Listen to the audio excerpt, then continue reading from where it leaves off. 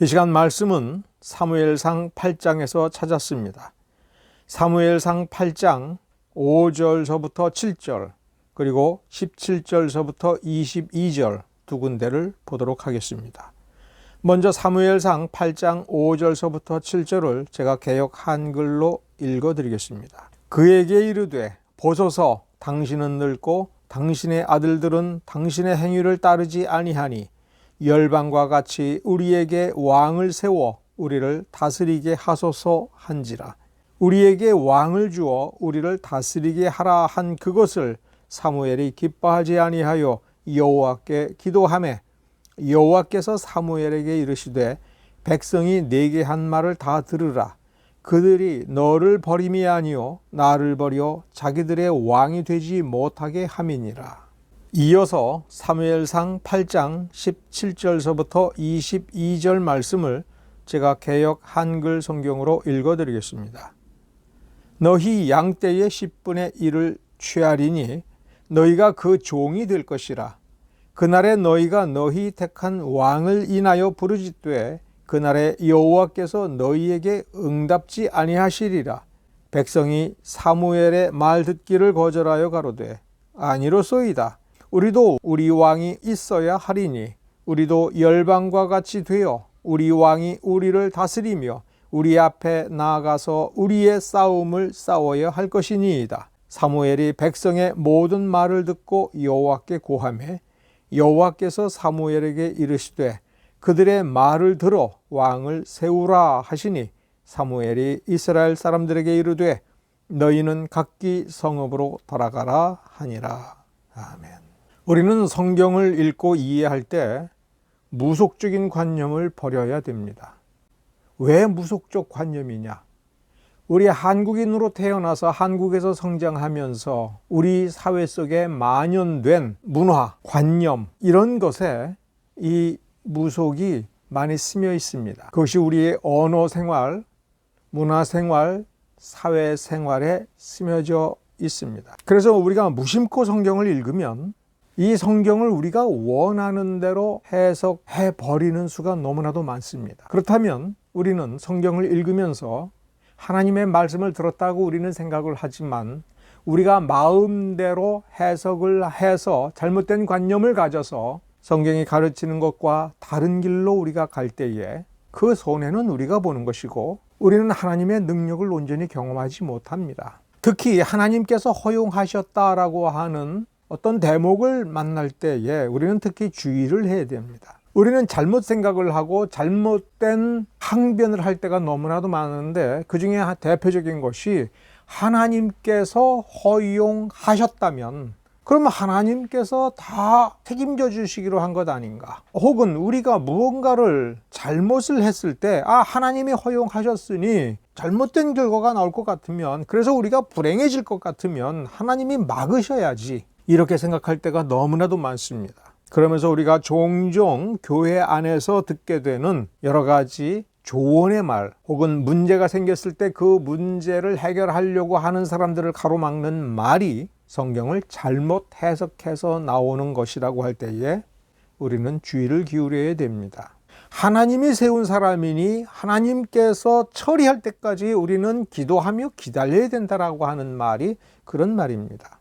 오늘 본문에 보면 왕을 세우는 그런 제도를 허용해달라고 사무엘을 통해서지만 하나님께 요구하는 대목이 나옵니다. 여기에서 우리는 두 가지를 먼저 분명히 해야 됩니다. 하나님께 고집을 부려서 이거 해달라고, 이거 꼭 해달라고, 그래야 내가 행복하다고, 그래야 내가 산다고 정말 밤새워 기도하고 눈물로 기도하여 나는 꼭 이걸 해야 되겠다고, 그러니 주님 허락하십시오라고 고집을 부리면서 기도할 때 결국은 하나님께서 허용해 주시는 경우가 있습니다. 오늘 본문에 있는 것처럼 사무엘을 통하여 하나님께서 기도할 때 분명히 하나님께서 허용을 해 주십니다. 실제로 사울이라고 하는 왕을 선택하여 이스라엘 백성들의 머리 위에 세우고 그에게 성령 충만한 능력을 주시고 하지만 사울도 불행하고 사울 가문도 불행하고 이스라엘 백성들도 불행해졌습니다. 하나님 앞에서 고집을 부리면 하나님께서 일단 허용해 주시는데, 그렇다고 해서 허용해 준 그 일로 인하여 벌어지는 모든 실패와 불행과 정말 파멸적인 결과에 대해서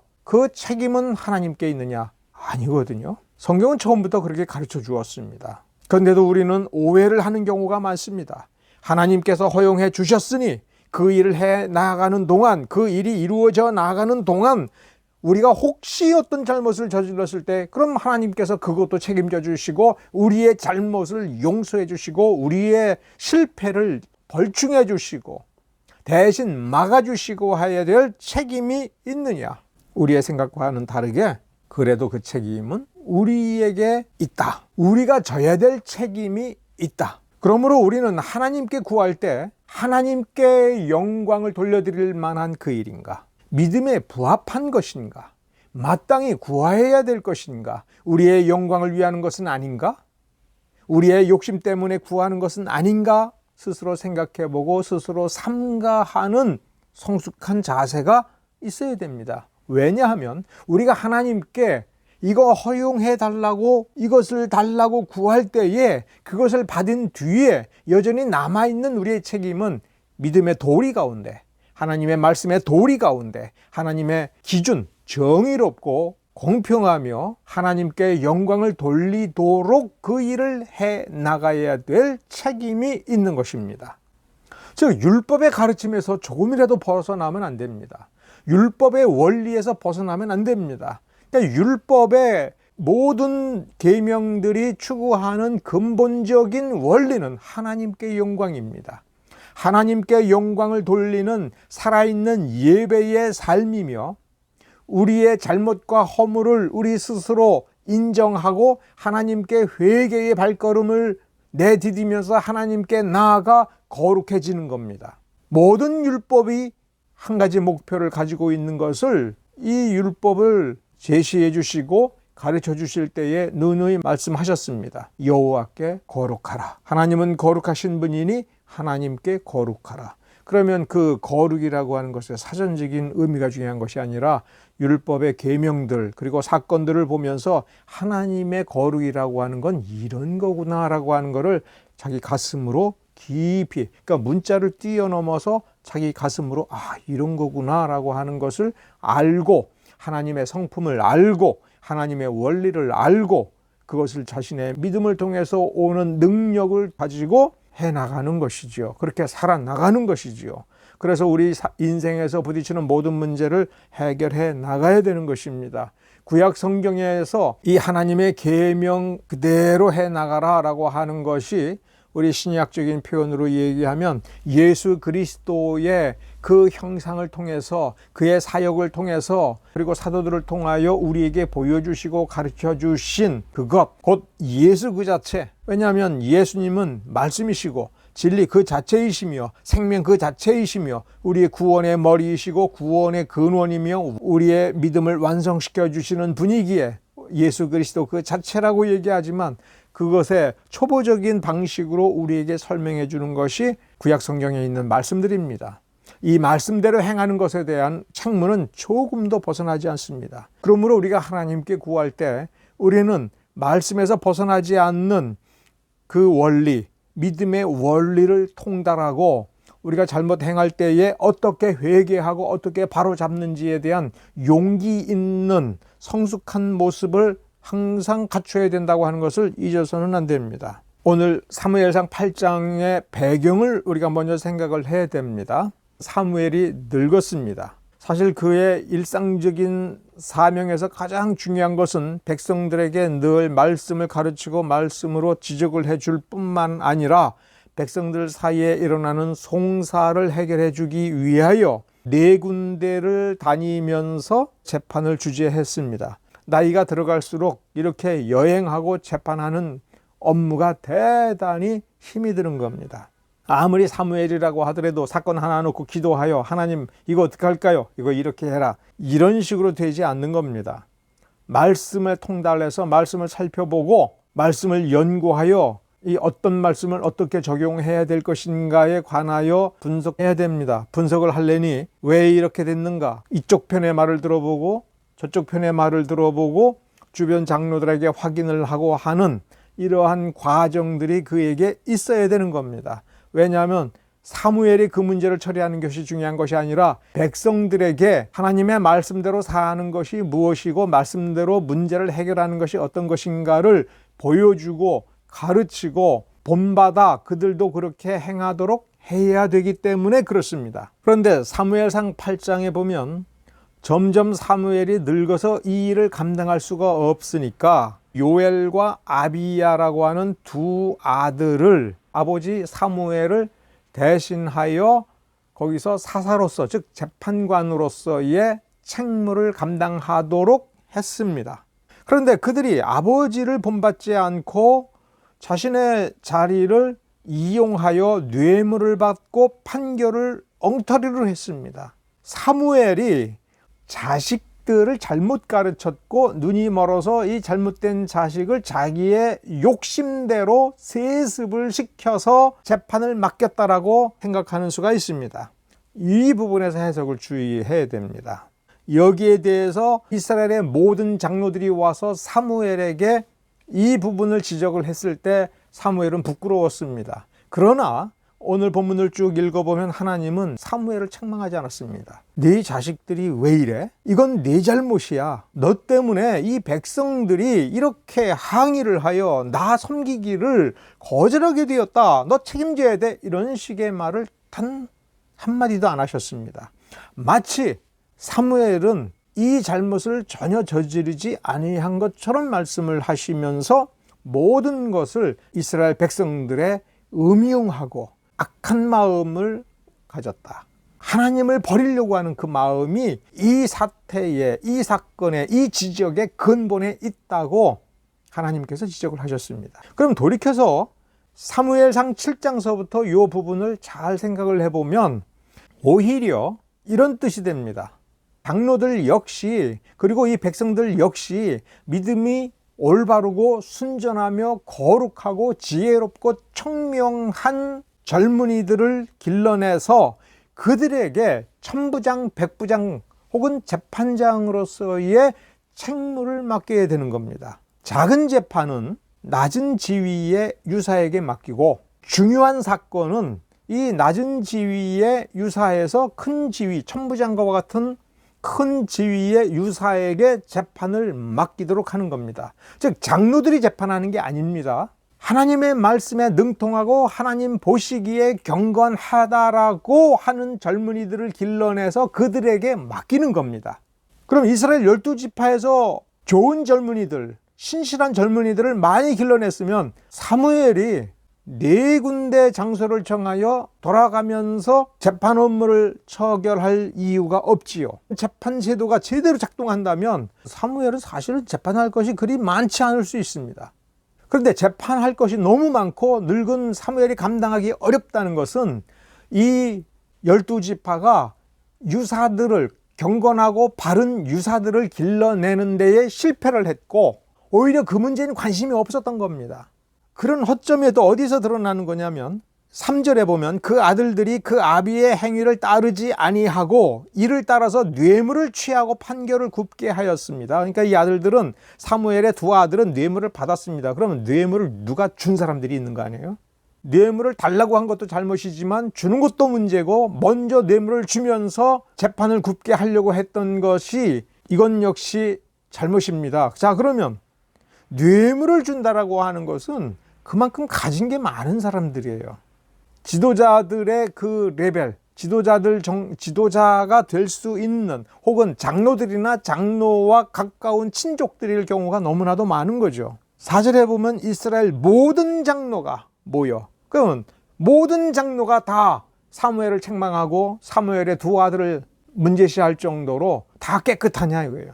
아니거든요. 모든 장로가 와서 당신은 너무 늙었고 이제 죽을 날이 가까웠고 당신의 두 아들은 믿을 수 없으니 우리는 왕이 필요합니다라고 얘기할 때 이 백성들이 어디에서 잘못을 한 거냐면 당신처럼, 그렇죠? 당신처럼. 그런데 이 백성들이 부인하지 못한 것은 당신은 거룩하다. 당신은 올바르다. 당신은 하나님께 가까운 경건한 사람이고 거룩한 사람이다. 당신은 놀랍다. 이건 인정할 수밖에 없었던 거예요. 그런데 그런 당신은 너무 늙었다. 업무를 감당하기 어렵고 당신의 아들들은 당신만 못하다. 뇌물을 받는다. 재판을 엉터리로 한다. 그러니 우리에게는 왕이 필요합니다 라고 얘기할 때 뭐가 잘못인 거예요? 우리에게 하나님을 경외하는 왕을 주십시오. 우리에게 하나님의 말씀을 우리에게 잘 가르칠 수 있는 사사를 주십시오. 우리가 실패했습니다. 사람을 길러내는데 실패했습니다. 좋은 사람을 주십시오. 하나님께서 길러내고 계시는, 그러나 우리가 아직 발견하지 못한 그 사람이 누구인지를 우리에게 찾아주십시오. 우리 어떻게 해야 됩니까? 이런 식으로 물어봐야 되고, 정말 왕을 구했으면 우리는 저 열방과는 다르게 하나님을 올바로 경외하는, 하나님을 올바로 기쁘게 해드리는 그러한 왕이 우리에게 하나님의 말씀을 가르치고 하나님의 법도대로 우리를 이끌고 하나님의 법도대로 우리를 재판하게 하는, 우리를 재판하는 그런 왕을 구해야지, 믿음이 있는 왕이 아니라 열방과 같은 이방 족속들과도 똑같은 그러한 왕의 제도가 필요하다. 아주 괘씸한 거죠. 이 속뜻을 알아차리고 사무엘이 하나님께 가서 기도하여 낱낱이 이 얘기를 했습니다. 그때에도 분명히 이 본문의 맥락을 잘 읽어보면 이 백성들이 나의 불찰로 내 자식들의 문제로 이렇게 얘기했습니다. 아마 그렇게 기도했던 것이 분명합니다. 그러니까 저 이스라엘 장로들, 이스라엘 백성들은 너를 버리고 너를 막으려고 하는 것이 아니라 나를 버리고 내가 싫어서 그렇게 핑계를 댄 거다.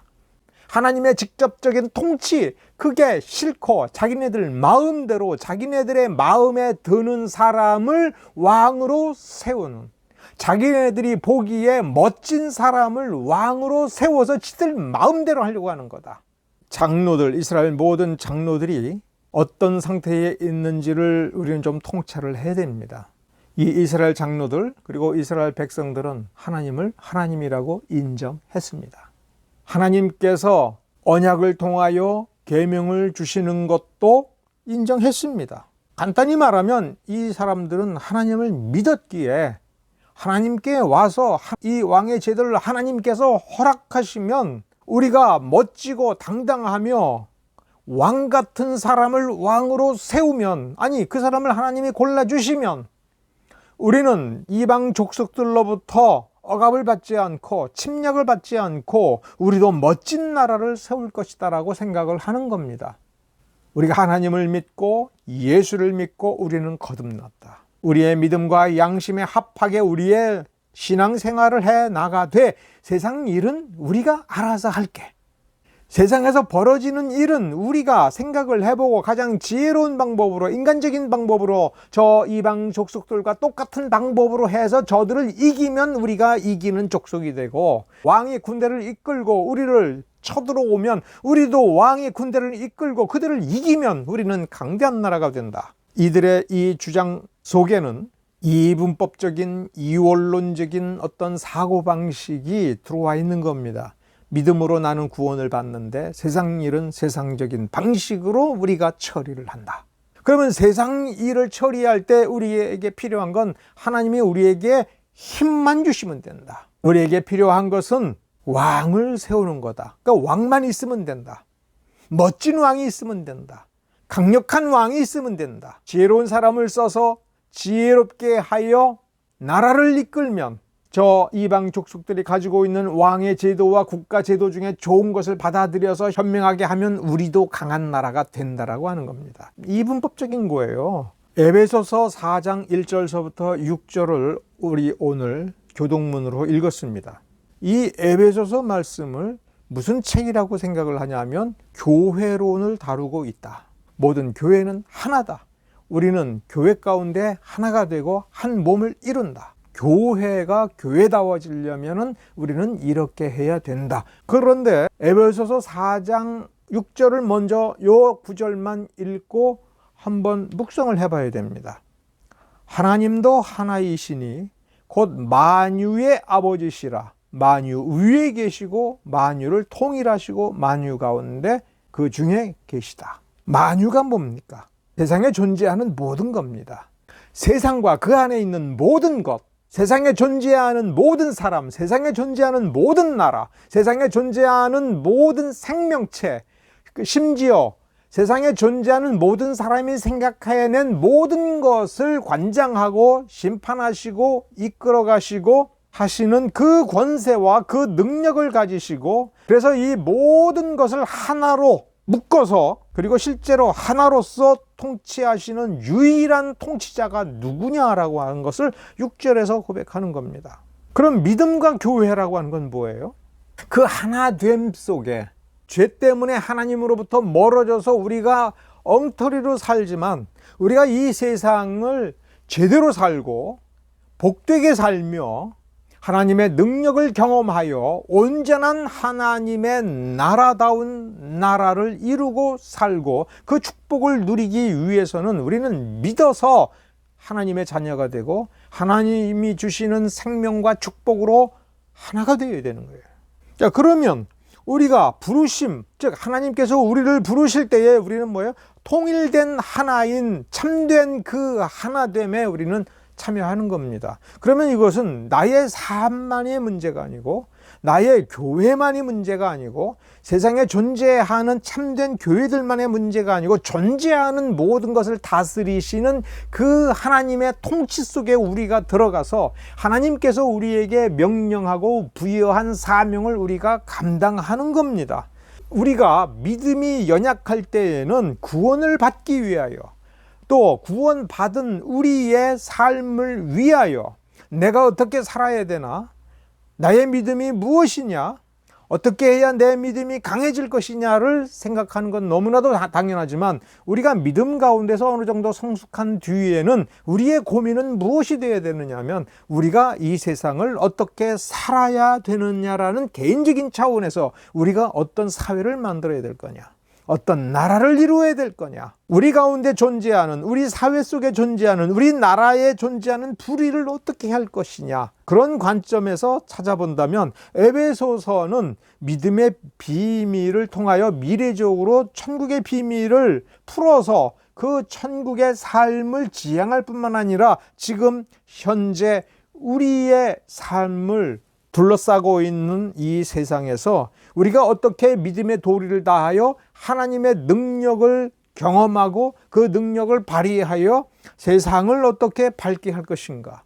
우리 주님께서 네가 예수 믿고 세상 일은 신경 쓰지 말고 천국 가라 이렇게 가르치지 않고, 너희는 세상의 소금과 빛이고 너희는 세상에서 의를 행하며 그 광명한 의의 빛을 비추어서 세상을 밝게 하고 세상을 아름답게 해야 될 사명이 있는 거다.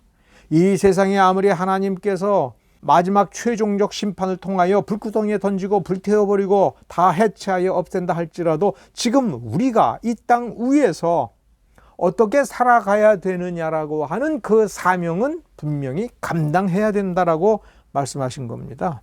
사무엘상 8장 5절 말씀을 한번 살펴봅시다. 열방과 같이 우리에게 왕을 세워 우리를 다스리게 하소서. 6절에 보면 사무엘은 그 말뜻을 알아듣고 기뻐하지 아니하였다라고 쓰고 있습니다. 7절에 보면 하나님께서 이 백성들 모든 장로들이 대표로 와서 사무엘에게 한 말을 하나님께서 평가합니다. 너를 버림이 아니요 나를 버려 자기들의 왕이 되지 못하게 함이니라. 그런데 그 앞에 이런 말씀을 하나님께서 하십니다. 백성이 내게 한 말을 다 들으라.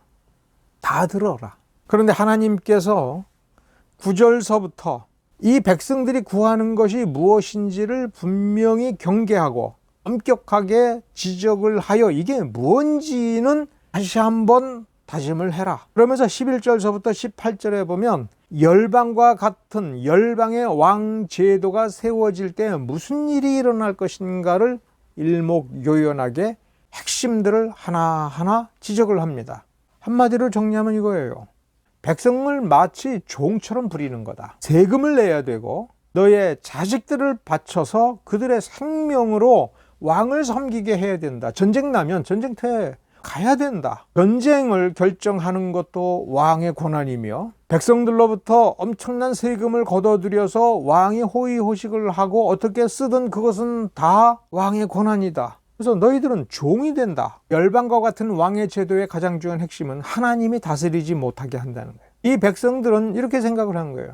우리는 하나님을 믿으면 되고 제사를 드리면 되고 11조 드리면 돼. 그것과 더불어서 왕의 제도가 있으면 믿음도 온전하고 나라도 온전할 거라고 생각을 한 거예요. 근데 하나님은 너희가 너희 택한 왕 때문에 부르짖을 때에 그날의 여호와께서는 너희에게 응답하지 않겠다.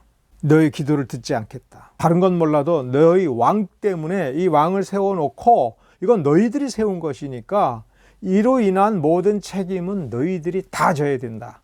왕을 세웠는데 이 왕이 잘못되고 악한 왕이 되며 어떤 큰 실수를 하여 하나님께 부르짖을 때에 내가 그 기도는 안 들어준다. 왜냐하면 너희들이 나를 버리고 택했으니까. 아주 무서운 경고죠. 19절에 보면 이 백성들은 그 말을 알아듣고도 사무엘의 말 따르기를 거절했습니다. 아니로소이다. 아닙니다. 그래도 우리는 왕이 있어야 되겠습니다. 우리도 열방과 같이 똑같이 되어 우리 왕이 우리를 다스리며 우리 앞에 나아가서 우리의 싸움을 싸워야 할 것입니다.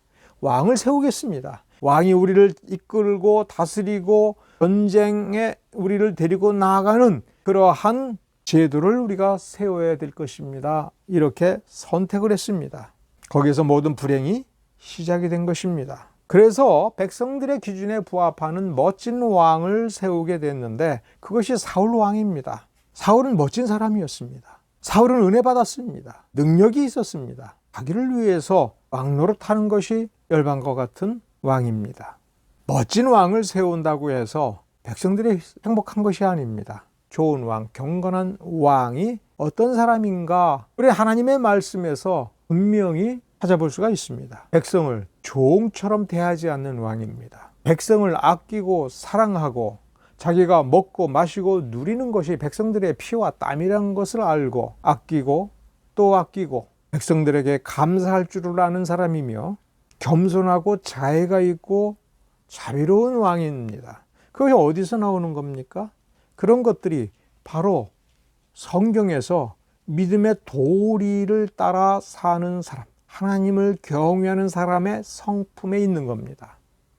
그러므로 믿음은 내가 천국 간다라고 하는 강렬한 확신이 아니라 사람다운 사람이 되는 것이 하나님의 창조의 능력 가운데서 나온다는 것을 알고 하나님의 말씀대로 살면 정말 우리의 성품이 변화된다라고 하는 것을 경험하고 우리가 실패할 때에도 우리가 잘못할 때에도 우리 가운데 있는 죄성을 하나님 앞에 어떻게 회개를 해야 되는지를 아는 사람이 좋은 사람이고 그 사람이 지도자의 역량을 갖추어 나아갈 때에 하나님의 말씀에 순종하고 하나님을 기뻐하며 하나님 앞에서 자신의 모든 것을 내려놓는 좋은 왕을 기대할 수가 있는 것입니다. 이스라엘 백성들이 사무엘에게 나와서 잘못한 것이 있습니다. 이스라엘의 장로들은 자기 자녀들을 올바른 믿음을 가진 사람으로 키워내는데 아무런 관심이 없었습니다. 이 장로들은 자기 자식을, 자기 친족을 어떤 사람이 되기를 원했습니까? 우리는 분명히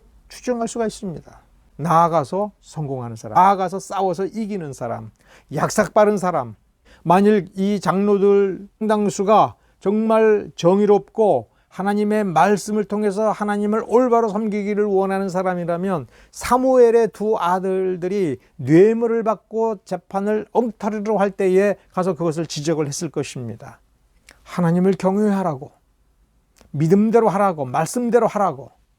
그런데 자기네들이 아쉬울 때에는 뇌물을 주고 재판을 굽게 하고는 사무엘에게 와서는 저 아들들을 고치시오가 아니라 우리에게 왕을 주시오. 세상 다른 나라들은 참 멋진 왕이 있습니다. 우리도 멋진 왕을 주십시오. 그러면 우리가 전쟁을 잘할 것이고 우리가 강대한 나라가 될 것입니다 라고 얘기할 때 백성들이 그리고 장로들이 원했던 것은 강대한 나라였던 겁니다. 그러나 그들은 모르는 것이 있습니다. 강대한 나라는 하나님께서 아브라함에게 약속하신 것이고 아브라함을 통해서 그 약속을 이루실 때에 하나님께서 무엇을 통해서 이루냐? 하나님의 말씀을 철저히 순종하고 하나님을 믿고 의지하고 전적으로 하나님 앞에 완벽하게 굴복할 줄 아는 그러한 믿음의 사람, 철저한 믿음의 사람, 그 믿음의 사람이 되면 강대한 나라가 이루어진다라고 하는 것을 이 백성들은 거절했습니다. 우리는 어떻습니까? 우리가 매일매일 살아가면서 우리가 믿음이 있어야 된다. 믿음으로 이기자라고 이야기할 때 정말 하나님을 경외하고 하나님을 사랑하며 하나님께 영광을 돌려드리기 위하여 하나님을 믿고 참고 견디며 하나님의 말씀이 역사하는 것이 무엇인지를 분간하고 그 역사하는 하나님의 능력을 기다리고 있는 그러한 온전한 믿음인가 우리는 생각해 보아야 될 것입니다. 기도하겠습니다.